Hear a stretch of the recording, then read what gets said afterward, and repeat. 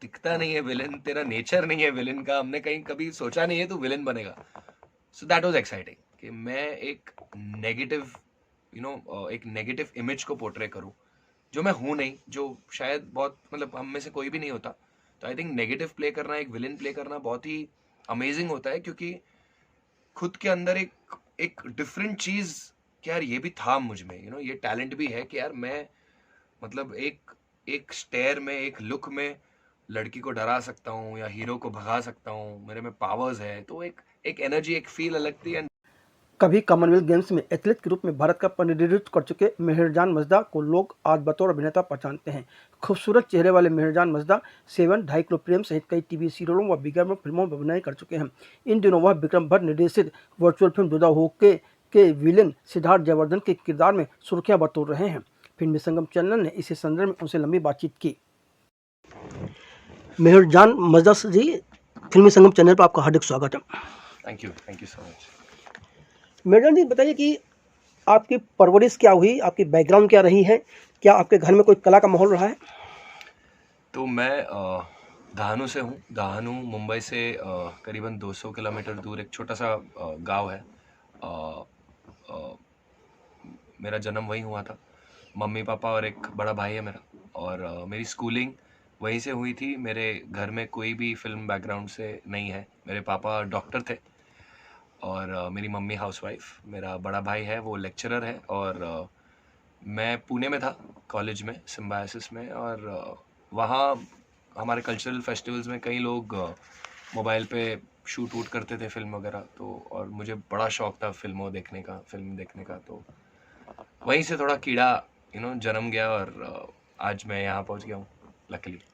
नहीं तो आपको कब लगा कि मुझे अभिनय को ही करियर बनाना चाहिए? इनिशियली मैं स्पोर्ट्स में काफ़ी एक्टिव रहा था. मैं एक शॉटपट जो गोला फेंक बोलते हैं एथलेटिक्स में, मैं उसमें इंडिया को रिप्रेजेंट किया है मैंने कॉमनवेल्थ में. तो मैं एक शॉटपटर था. तो बड़ा एक ड्रास्टिक चेंज हो गया वो सब छोड़ के. मुझे लगा यार मुझे फिल्म में कुछ तो करना है, या एक्टिंग करना है, या डायरेक्ट करना है, या कॉस्ट्यूम करना है. मुझे फिल्मों से जुड़ना था. एंड वहीं से शुरुआत हुई. मैं बॉम्बे आया फिर, और मेरे कई दोस्त थे अलग अलग प्रोडक्शन हाउसेस में. मैंने सबको पूछा यार कहीं कुछ काम दिला दो. तो इनिशियली मैं असिस्टेंट रहा हूँ. बहुत सारे फ्रीलांस एड्स वगैरह असिस्ट किए थे मैंने. और जिसके बाद मुझे लगा यार बहुत सारे लोग कहते थे तेरा चेहरा ठीक है, बॉडी ठीक है, तो एक्टर क्यों नहीं बनता. मैंने कहा यार मुझे एक्टिंग आती नहीं है. कॉलेज में प्लेस करने से और ये सब करने से तो कोई अपने आप को एक्टर नहीं बोला सकता. ये कला एक अलग ही कला है. तो मुझे लगा चलो मैं ट्राई कर लेता हूँ. थोड़ा दाढ़ी वाड़ी बना दिया, बाल वाल काट के मैंने ऑडिशन देना शुरू किया. और आई थिंक थोड़े ही ऑडिशंस के बाद मुझे यशराज से कॉल आया, यशराज फिल्म से. वो उस टाइम पे सोनी टीवी के लिए एक टीवी शो बना रहे थे 7 नाम का. तो उसमें मेरा डेब्यू था 7 में, जो एक सुपर पावर महाऋषि वाला एक शो था सोनी पे. तो वहाँ से मेरी शुरुआत हुई एज एन एक्टर. और फिर मैं रुका ही नहीं. मुझे बड़ा मज़ा आया एक्टिंग करने में, और कई सारे टीवी शोज़ किए, बहुत सारे एड्स किए. और हाँ, आज एक विलन के रूप में आप मुझे देख सकते हो महेश भट्ट और विक्रम भट्ट की फिल्म में. तो आई एम वेरी ग्रेटफुल. तो आपका अब तक का जो करियर रहा है उसमें टर्निंग पॉइंट्स क्या रहे? मेरे करियर में टर्निंग पॉइंट्स, एक टर्निंग पॉइंट तो ये रहा, मेरा एक बेस्ट फ्रेंड है जो उसने मुझे कहा था कि यार तू ये असिस्ट वसिस्ट छोड़, तेरी शक्ल अच्छी है, तू स्मार्ट है, तू एक्टिंग क्यों नहीं करता. तो आई थिंक वो, और फिर मैंने जैसे ही मैं एक डायरेक्टर को असिस्ट कर रहा था, और वो डायरेक्टर ने मुझे कहा कि यार डायरेक्शन प्रोडक्शन ये सब है ना, जब तू बूढ़ा हो जाएगा, बाल नहीं रहेंगे, मोटा हो जाएगा, तब चलेगा, तब भी तू कर सकता है. अब तेरी शक्ल अच्छी है, तू हैंडसम है, तेरे में एक्टिंग नॉलेज तो है, तो एक्टिंग क्यों नहीं कर रहा. तो that was one turning point, जब वो डिसीजन मैंने लिया कि यार हाँ अब मुझे एक्टिंग करनी है, क्योंकि बहुत सारे लोग कह रहे हैं. और मैंने छोटे छोटे वीडियोस बना दिए थे यूट्यूब पे उस टाइम. तो कई लोगों ने ढेर सारा प्यार दिया था. तो that was one turning point, ये डिसीजन लेना कि मैं एक्टिंग करूँगा. एक चेंजिंग पॉइंट वो था. एंड जब मेरे जब मेरा पहला शो आया था और मेरे एड्स आते थे टीवी पे, मेरे मॉम डैड बड़े खुश होते थे यार। मेरे माता पिता इतने, स्पेशली पापा इतने खुश होते थे ना, मतलब मुझे लगता था यार भले ही वो छोटा 30 सेकंड का ऐड हो, जब आईपीएल के बीच या इंडिया पाकिस्तान मैच के बीच आपकी शक्ल दिख जाए ना टीवी को, दुनिया देख रही होती है। एंड स्पेशली इंडिया में आपके एड्स चल रहे, पूरी इंडिया देखती है आपको और सबको पता, सबको पता है यार ये लड़का कौन है, दैट। वो पापा के लिए बड़ी एक अमेजिंग चीज़ थी। पापा बहुत खुश होते थे। तो दैट वो स्पार्क था, वो एक फायर था जो देख के मुझे लगा कि यार अब यही करूँगा अब, तो या। चलिए, आपने बताया कि आपने बतौर असिस्टेंट डायरेक्टर भी काम किया है, तो बतौर असिस्टेंट डायरेक्टर के रूप में काम करने समय आपने ऐसा क्या सीखा जो एक्टिंग में आपको मदद करता है? तो जब मैं असिस्ट करता था, मैंने एड्स किए हैं, मूवीज़ और टीवी वगैरह नहीं करा है एज एन असिस्टेंट। तो एज एन असिस्टेंट ये फ़ायदा होता है, आपको कैमरा एंगल्स के बारे में जानकारी मिल जाती है। आपको पता है जब डायरेक्टर या डीओपी जो कैमरा वाले हैं वो एक क्लोजअप का लेंस लगा रहे हैं, तो एज एन एक्टर को कई बार पता नहीं होता यार कि मेरा फ्रेम इतना है या वाइड है या क्या है। वो हमेशा या तो पूछता है, या तो कई एक्टर्स, बहुत सारे एक्टर्स डरते हैं क्योंकि उनका फर्स्ट टाइम होता है, उनको पता नहीं होता कि यार मेरा इतना हक है कि मैं डायरेक्टर को जाके पूछूं कि यार मेरा क्लोजअप है क्या। तो वो मुझे नॉलेज, एक कैमरा नॉलेज बहुत मिल गया। फिर लाइट कैसे लेना है, कई बार आप जहाँ खड़े हो आप लाइट के सोर्स में खड़े नहीं हो, आप एग्जैक्टली पोजीशन पे खड़े नहीं हो, तो वो एक टेक्निक होता है। वो सारा एज एन असिस्टेंट मैंने बड़े बड़े डायरेक्टर्स के साथ काम करके सीखा कि बिना वो बताए एज एन एक्टर मुझे क्या करना है। खुद का दिमाग लगा के मुझे मार्क पे आना है, मुझे लाइट लेनी है, कौन सा कैमरा का लेंस लगा है, मुझे कैसे एक्सप्रेशन देने हैं। तो आई थिंक 20 to 30% फ़ायदा हो ही जाता है। और फिर ऑब्वियसली 70-60% तो डायरेक्टर है, वो आपको गाइड करते हैं। बट कई बार एज टेलीविजन में बिल्कुल टाइम नहीं होता, तो एज एक्टर्स हम लोग को पता नहीं होता है कौन सा लेंस लगा है, क्या लग रहा है। और कई एक्टर्स पूछते भी नहीं है क्योंकि वो डरते हैं, उनको लगता है कि मैं नया हूँ, डायरेक्टर को पूछने का हक है, मेरा नहीं है। तो वो एक फ़ायदा होता है, you get to know camera के बारे में, you get to know light के बारे में, यू गेट टू नो कि मैं कहाँ खड़ा हूँ, ठीक करा नहीं करा। काफ़ी सारा नॉलेज गेन हो गया था मुझे। जहाँ तक मेरी समझ, आपको करियर को 8-10 साल हो गए हैं। इस 8-10 साल में जहाँ पहुँचना चाहिए था वहाँ तक नहीं पहुँच पाए, कहाँ गड़बड़ियाँ रहीं, कहाँ आपकी तरफ से कमी रही? यार मैं वैसा इंसान हूँ जो, कई लोग कहते हैं ना कि यार जो मिला बस कर लो, पैसे को मना क्यों करना, लक्ष्मी आ रही है, लक्ष्मी को क्यों मना करना है। मैं वैसा हूँ नहीं। मुझे यार कुछ अगर एक्साइटिंग लगा तो मैं वही करता हूँ। हाँ, मैंने बहुत सारे गलत डिसीजंस लिए हैं लाइफ में, मैंने 1-2 बड़े शोज़ मना कर दिए हैं, पर मुझे कोई ऐसा कुछ हेट्रेड या कुछ दुख नहीं है कि यार काश मैं वो कर लेता, मैं कहीं और होता। नहीं, आई बिलीव कि डेस्टिनी है सबकी, और सबको जहाँ पहुँचना है वो उतना टाइम लगाएगा। और सबसे बड़ा एग्जाम्पल है बमन ईरानी बचपन से एक्टिंग करते थे, फिर वो फोटोग्राफी में घुसे, फिर भी उन्होंने एक्टिंग अपनी जारी रखी, और तब तक रखी जब तक वो बमन ईरानी बने। तो उनका भी यही था, एक टाइम नहीं था, उनको भी शायद 20-25 साल लगे बमन ईरानी बनने में, पर वो जब वो बने वो अमेजिंग है। सबको बमन ईरानी पता है कौन है, सबको उनकी एक्टिंग के बारे में पता है। सो आई थिंक एवरीथिंग वो डेस्टिनी है। और मेरे से ऐसी कोई स्पेसिफिक भूल या ऐसी कोई, मैंने सोचा नहीं है कि कहाँ भूल हो गई मुझसे या क्या हुआ। जो मुझे एक्साइट करता है मैं वो रोल करता हूँ।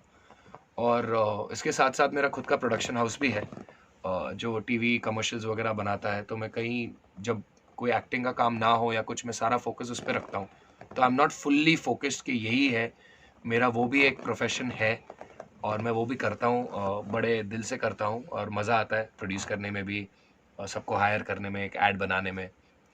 सो अलॉन्ग विद दैट, हाँ, आई थिंक एक्टिंग तो फर्स्ट पैशन है ही, पर मैं बस वही करता हूँ जो मुझ में जो एक अग्नि जलाए, एक सरप्राइज़ हो मेरे लिए कि वाह ये करना है यार, तो मैं वही रोल्स करता हूँ। और जैसे मैंने 2.5 किलो प्रेम करा था, एक स्टार प्लस का शो था जिसमें मैं एक मोटा लड़का था, तो मैं तब मोटा था नहीं, मुझे 20 किलो बढ़ाने पड़े।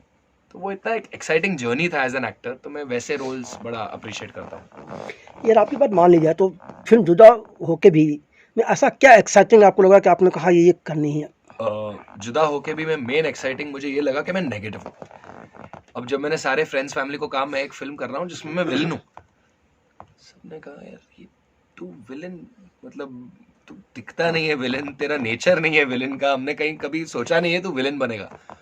सो दैट वाज एक्साइटिंग कि मैं एक नेगेटिव एक नेगेटिव इमेज को पोर्ट्रे करूँ जो मैं हूँ नहीं, जो शायद बहुत मतलब हम में से कोई भी नहीं होता।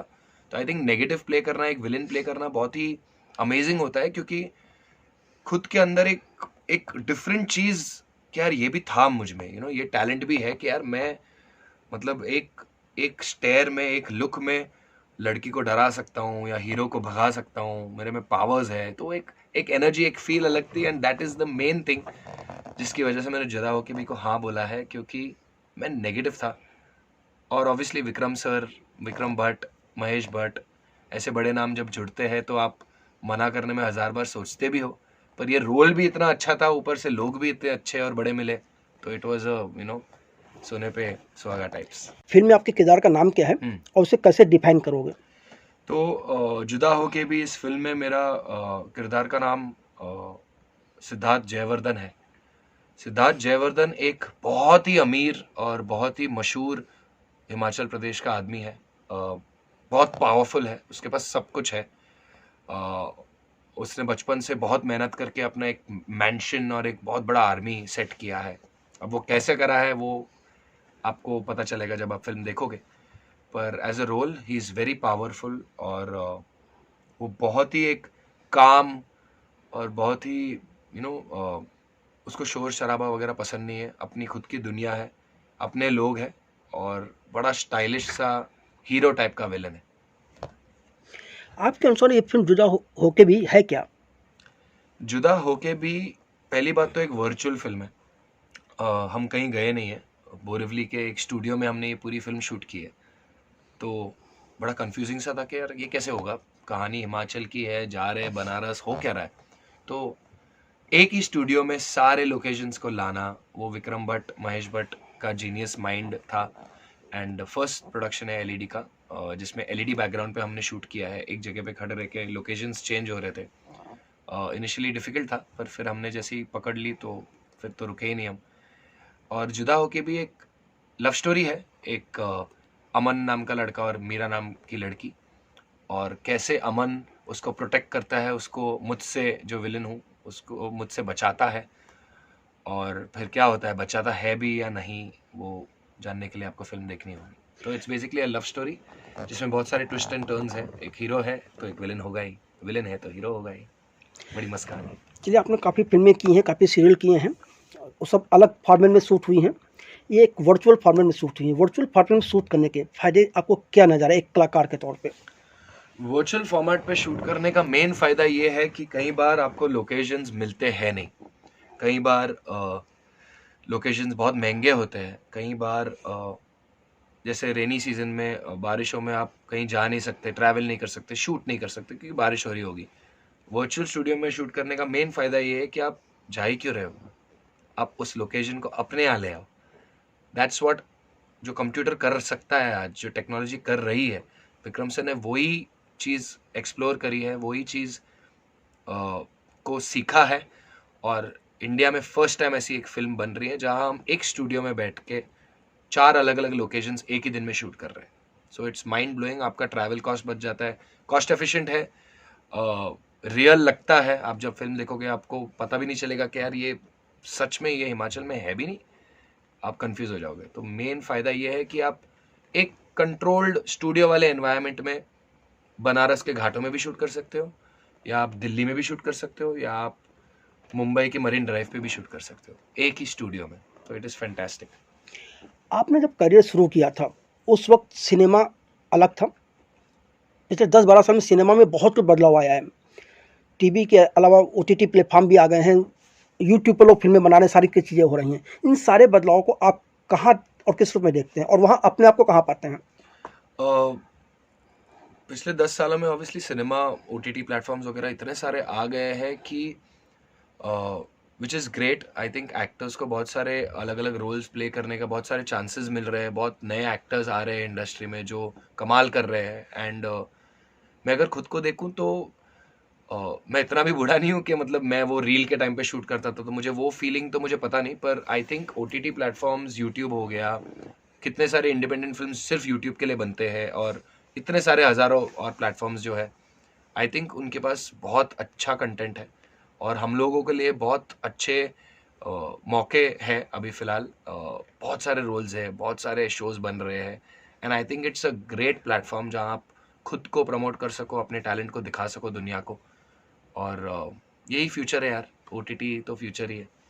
लेकिन आपने महसूस किया होगा जब फिल्म रिलीज होती है शुक्रवार को, तो उस समय सिनेमा घर में जो सीटियां बजती हैं, जो आवाज़ें आती हैं और जिस ढंग से लोग रिएक्शंस देते हैं, जब OTT पर कोई फिल्म या वेब सीरीज आती है तो इस ढंग का कोई रिएक्शंस मिलता नहीं है। तो एक कलाकार के तौर पर कितना फ़ायदा आपको लगता है, कितना नुकसान लगता है?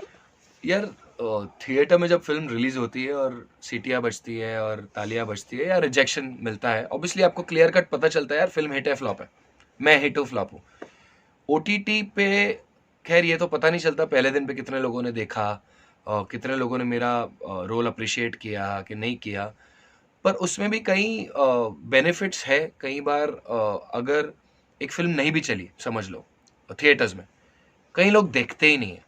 आज OTT की वजह से अगर फिल्म अच्छी नहीं भी लगी ना, एक कैरेक्टर अच्छा लग गया, समझ लो किसी का रोल अच्छा लग गया, उसको फ़ायदा हो जाता है।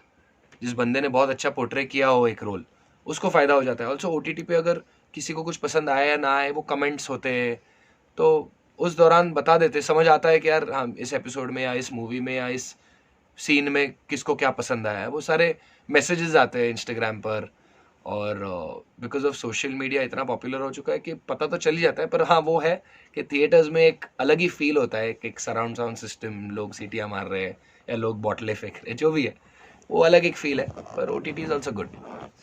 एक चीज़ और अभी से चर्चा होने लगी है कि OTT पर काम करने से फिल्में नहीं मिलती। इस बात से आप कितना सहमत हैं?